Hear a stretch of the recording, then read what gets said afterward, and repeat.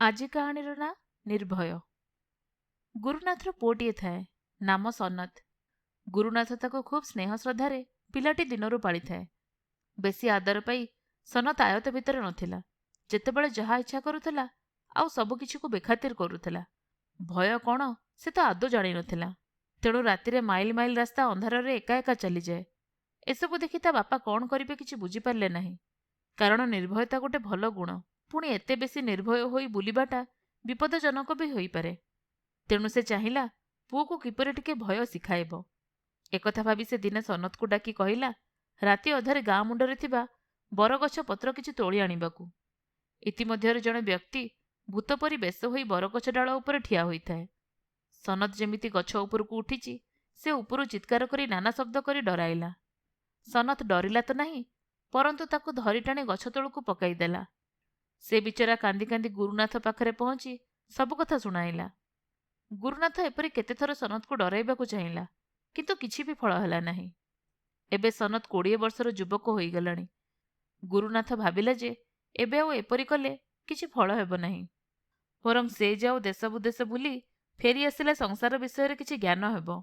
ଏକଥା ଭାବି କିଛି ଧନ ହାତରେ ଦେଇ ଗୁରୁନାଥ ପୁଅକୁ ଦେଶ ଭ୍ରମଣ ପାଇଁ ପଠାଇଲା। ସନତ ବୁଲି ବୁଲି ଗୋଟେ ସହରରେ ପହଞ୍ଚିଲା। ଦିନସାରା ସବୁକିଛି ବୁଲି ଦେଖିଲା। ସହରର ସାଜସଜ୍ଜା ଆଉ ଚାକଚକ୍ୟରେ ମୁଗ୍ଧ ହେଲା। ରାତି ହେବା ବେଳକୁ ସେ ସହର ବାହାରେ ଥିବା ଏକ ଚଟି ଘରେ ଖାଇବା ଶୋଇବା ପାଇଁ ଗଲା। ଠିକ୍ ଏହି ସମୟରେ ଜଣେ ସ୍ଥାନୀୟ ଲୋକ ତାକୁ ସାବଧାନ କରି କହିଲା, ଦେଖ, ସେ ଘରେ ଭୂତ ଅଛି, ସେଠି ନ ଶୋଇ ଅନ୍ୟ କେଉଁଠିକୁ ଯାଅ। ସନତ ଏସବୁ କଥା ହସି ଉଡ଼ାଇଦେଲା, ଆଉ ସେଇଠି ରହିଲା। ଅଧରାତି ବେଳକୁ ଭୂତ ତା ନିକଟକୁ ଆସିଲା, ଆଉ ସନତକୁ ଦେଖି ହସିଲା। ସନତ ଉଠିପଡ଼ି ପଚାରିଲା, କ'ଣ ତମେ ସେଇ ଭୂତ?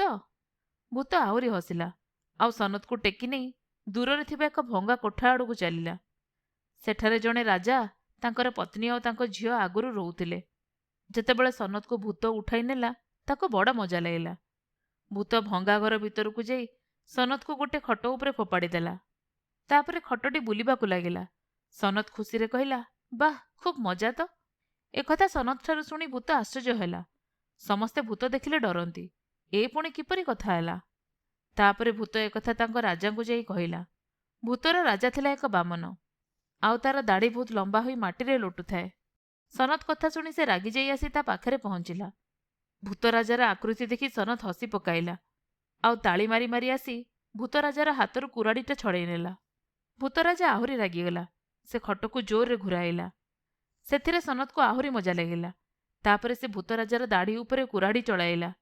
ରାଜାଙ୍କ ଦାଢ଼ି ମାଟିରେ ଲୋଟିଗଲା। ରାଜାଙ୍କ ଦେହରେ ଓଜନ ନଥିଲା, ତେଣୁ ଦାଢ଼ି କୁରାଢ଼ୀରେ ଥିବା ପର୍ଯ୍ୟନ୍ତ ସେ ଶୂନ୍ୟରେ ଓହଳି କରି ରହିଲେ। ଏଥର ଭୂତରାଜା ଡରିଯାଇ ଚିତ୍କାର କରି କହିଲା, ଭାଇ, ମୋତେ ଛାଡ଼ିଦିଅ, ତମେ ଯାହା ଚାହିଁବ ଦେବି। ବୁଢ଼ା ବିକଳ ହେବାରୁ ସନତ କୁରାଢ଼ୀରୁ ତା ଦାଢ଼ିକୁ ମୁକ୍ତ କଲା। ଭୂତରାଜା କହିଲା, ତୁମେ ଖୁବ୍ ନିର୍ଭୟ। ମୋର ସବୁ ଧନ ସମ୍ପତ୍ତି ତମକୁ ଦେଇଦେବି। ଆହୁରି ମଧ୍ୟ ତମେ ମୋ ଝିଅକୁ ବିବାହ କର। ପ୍ରକୃତରେ ଭୂତରାଜାର ଝିଅ ଥିଲା ଜଣେ ରାଜକୁମାରୀ। ଭୂତରାଜାର ସନ୍ତାନ ନଥିବାରୁ ସେ ପିଲାଟି ବେଳୁ ତାକୁ ଉଠାଇ ଆଣି ପାଳିଛି। ତାପରେ ସନତ ସେହି ରାଜକୁମାରୀକୁ ସାଙ୍ଗରେ ନେଇ ତାର ରାଜ୍ୟରେ ପହଞ୍ଚିଲା। ଅନେକ ଦିନରୁ ହରାଇଥିବା ସନ୍ତାନକୁ ଦେଖି ରାଜାଙ୍କର ଆନନ୍ଦ କହିଲେ ନ ସରେ। ସେ ଏକ ବଡ଼ ଉତ୍ସବ ରାଜ୍ୟରେ କରାଇଲେ। ସନତର ବାପା ମଧ୍ୟ ସେଥିରେ ଆସି ଯୋଗ ଦେଲେ, ଆଉ ପୁଅର ନିର୍ଭୟତା ପାଇଁ ବହୁତ ଖୁସି ହେଲେ। କିନ୍ତୁ ତଥାପି ନିଜେ ଭୟ କଲେ କାଳେ କିଛି ବିପଦରେ କେବେ ପଡ଼ିବ। ତାପରେ ରାଜା ଗୁରୁନାଥକୁ ବୁଝାଇଲେ, ଏଥିରେ ଡରିବାର କିଛି ନାହିଁ। ପୁଅ ଯେ ନିର୍ଭୟ, ଏଇଟା ଆନନ୍ଦର କଥା। କେବଳ ଟିକେ ସାବଧାନ ହେଲେ ଆଉ ବିପଦର ଆଶଙ୍କା ରହିବ ନାହିଁ। ସେ ଜୀବନରେ ସବୁକିଛିରେ ସାଫଲ୍ୟ ଲାଭ କରିପାରିବ। ଏଥିରେ ଗୁରୁନାଥ ଖୁସି ହେଲା। ରାଜା ମଧ୍ୟ ଭାବିଜମାତାର ଏପରି ଗୁଣରେ ବହୁତ ଖୁସି ହୋଇଥିଲେ। ଆପଣମାନେ ଶୁଣୁଥିଲେ ଜହ୍ନମାମୁଁର ଗୋଟେ ଗପ, ନିର୍ଭୟ।